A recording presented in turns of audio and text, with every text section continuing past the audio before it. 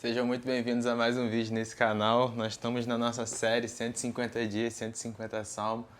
Chegamos no Salmo 50 e agora faltam apenas 100 salmos para essa série terminar. Depois dessa série nós teremos um livro dos 150 dias, 150 salmos, então já criei muita expectativa. O livro vai ser um pouco mais sistemático. Vamos abordar tudo que nós falamos em cada salmo, porém nós vamos trazer um pouco mais de referências bíblicas, referências históricas, opiniões de outros grandes pregadores da Palavra de Deus. Então nós já começamos a elaborar esse livro, a orar a respeito disso. Tenho certeza que vai abençoar muito a sua casa, muito a sua igreja. Então já cria um grupo aí para você estudar junto os 150 salmos. Se inscreva nesse canal e hoje nós vamos ler o Salmo 150, que para mim é um dos salmos mais marcantes, principalmente quando eu penso em dízimo e oferta, quando eu penso em sacrifício. Então esse salmo é um salmo de Asaf, que era um adorador da casa do Senhor, e ele já traz a ideia, ele já deixa muito claro que Deus ele prefere obediência do que sacrifício. Deus ele prefere relacionamento. Deus ele prefere intimidade. Deus ele prefere o dia a dia. Deus ele não quer alguém que vá lá e toma aqui os meus 10%, toma aqui uma oferta e agora isso aí, daqui a um mês a gente se encontra novamente. Então a primeira coisa que eu quero dizer é que as suas ofertas não te aprovam diante de Deus. O quanto você dá de dízimo também não te coloca em um lugar maior que alguém, nem te aprovam ou te desaprovam, porque se fosse assim, quem dá mais é mais aprovado, né? Mas você é aprovado diante de Deus de acordo com a sua obediência, e isso não é em detrimento a alguém. Então você obedece o Senhor e Ele tem a porção para você, e isso é independente do que o outro faça. E esse salmo deixa muito claro que Deus ele não é alguém carente, que não sabe quem Ele é. Então, uma das coisas que eu acho maravilhoso é quando Jesus diz quem Ele é, quando Deus ele deixa de farma aura, né? Quando Ele não finge humildade, Ele não finge humildade em momento nenhum, mas nesse salmo nós podemos dizer isso, Ele não finge humildade, Ele é o que Ele é, e graças a Deus, Deus é quem Ele é, e Ele sabe muito bem disso. Então o salmo começa assim: Ó Senhor Deus, ó Todo-Poderoso, fala e convoca a terra, desde o nascente até o poente.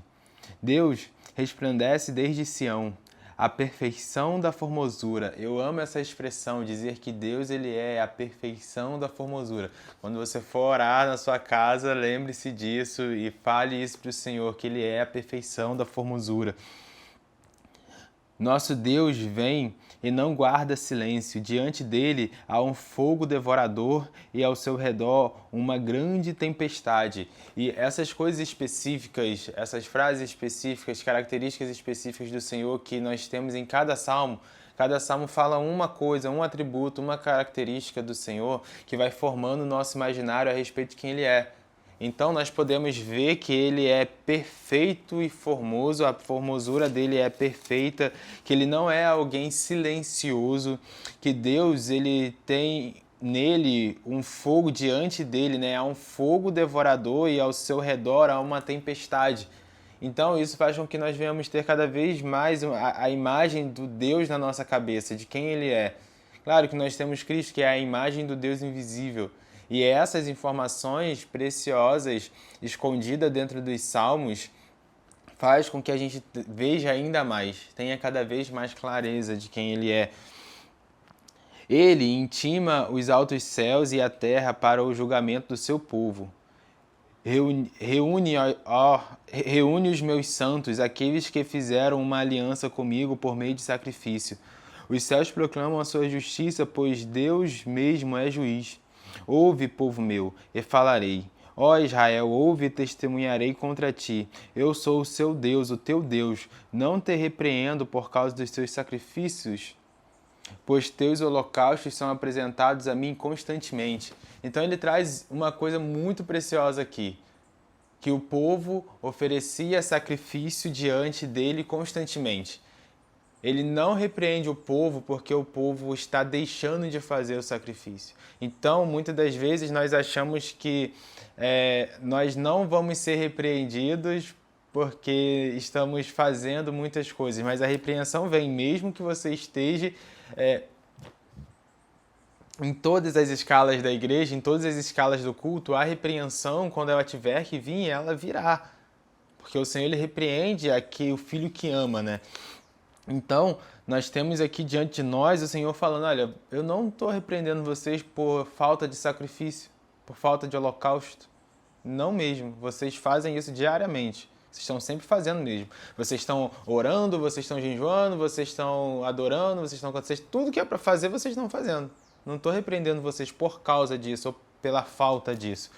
E ele segue dizendo, não aceitarei novilhos da tua casa, nem bodes dos teus currais. E isso é assustador, porque agora ele está falando que ele não vai aceitar nada dessas coisas que nós estamos entregando a ele. Porque todo animal da floresta é meu, assim como o gado aos milhares nas montanhas. Conheço todas as aves dos montes e tudo que se move no campo é meu. Se eu tivesse fome, não te pediria, pois o mundo é meu e tudo que nele existe. Comerei a carne de touros, beberei o sangue de bodes, ofereça sacrifícios de ação de graça a Deus e cumpra os seus votos. Invocai-me no dia da tua angústia, eu te livrarei e tu me glorificarás. Então o Senhor está dizendo que não pense que Ele precisa da sua oferta, que Ele precisa dos seus dízimos. Você sacrifique. Faça os seus sacrifícios, faça os seus holocaustos, oferte, dizime, se entregue ao Senhor, faça jejum. Mas não acha que isso vai te tornar alguém bem-quisto diante do Senhor. Ele está falando que essas coisas são benefícios para você. Então você está diante de Deus com esse coração que não se dobra diante de Mamon, com esse coração que não se dobra à vaidade, é benefício para você. Porque você acha que ele vai beber sangue, você acha que ele precisa dos seus R$1.000 de dízimo. Você acha que ele precisa dos seus R$100.000 de dízimos. Se ele é o dono de tudo. Então ele fala, faça os sacrifícios, me invoque. Me invoque no dia da tua angústia que eu vou te ajudar sim. E você vai me glorificar. E ele segue, né? Mas Deus diz ao ímpio, que te adianta recitar meus estatutos e repetir minha aliança com a tua boca, visto que odeias a correção e lanças as minhas palavras para longe de ti. Quando vês um ladrão, tu gosta dele e te associas a adúlteros. Abre a tua boca com perversidade e a tua língua arma traição. Tu sentas para falar do teu irmão e difama o filho da tua mãe. Tu tens feito essas coisas e eu me calei. Na verdade, pensavas que eu era como tu, mas eu te interrogarei e colocarei tudo na tua presença. Então o Senhor está falando das nossas associações, está falando com os ímpios, né? E isso a gente precisa olhar para o nosso coração e ver. Nós ofertamos, dizimamos, estamos indo para os cultos, aceitamos o Senhor Jesus, estamos professando nossa fé, carregamos uma identidade. Mas nós falamos mal dos nossos irmãos? Nós gostamos quando alguém está passando por uma situação que não deveria passar ou que deveria passar, quando um ladrão vem e rouba aquela pessoa que você não é muito fã. Como fica o seu coração? Essa semana me chamaram e falaram assim comigo, nossa, lembra daquela pessoa que chamou a sua atenção há um tempo atrás, em determinado lugar? Eu falei, lembro sim. Nossa, sabia que essa pessoa precisa ser afastada porque ela está passando uma dificuldade psicológica? E eu falei assim, nossa, a gente precisa orar por ela, a gente precisa fazer uma visita, eu não sou muito próximo, mas se precisar de mim para fazer alguma coisa, para ajudar de alguma maneira, eu tô aqui. E essa pessoa virou para mim e falou assim, não, bem feito, porque a gente nunca sabe o dia de amanhã, por isso que a gente tem que tratar as pessoas bem, com humildade. E agora a situação que ela tá, ó, tá vendo? E a gente tá aqui fazendo nosso trabalho e tudo mais. E na hora eu falei, mas a gente não pode pensar dessa maneira, né? A gente precisa orar para que essa pessoa fique bem psicologicamente e volte a trabalhar com a gente. Desavenças no trabalho acontecem, é normal, você não precisa desejar o mal das pessoas, e essa pessoa ficou um pouco desconcertada diante disso, mas olha como é o coração do ímpio, como ele se alegra com as frustrações e situações difíceis que o outro passa. E muitas das vezes nosso coração está nesse lugar, falando do nosso próprio irmão. Então ele segue dizendo, e ele segue dizendo que você pode até achar que essas coisas são de Deus. Você pode até achar que Deus, ele compactua com isso. Mas o Senhor fala, eu vou te interrogar e vou colocar todas essas coisas diante de você. Você vai dar conta de todas essas coisas que você está falando.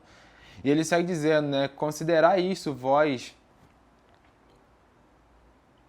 que esqueceis de Deus, para que eu não vos despedace sem que ninguém vos possa livrar. Aquele que oferece sacrifício de ação de graça me glorifica.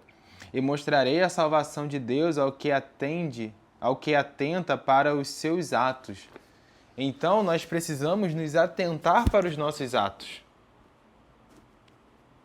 O quão puro tem sido o nosso coração e quão limpa tem sido as nossas mãos quando nós estamos falando com as pessoas, quando nós estamos agindo no trabalho, quando nós estamos diante de Deus.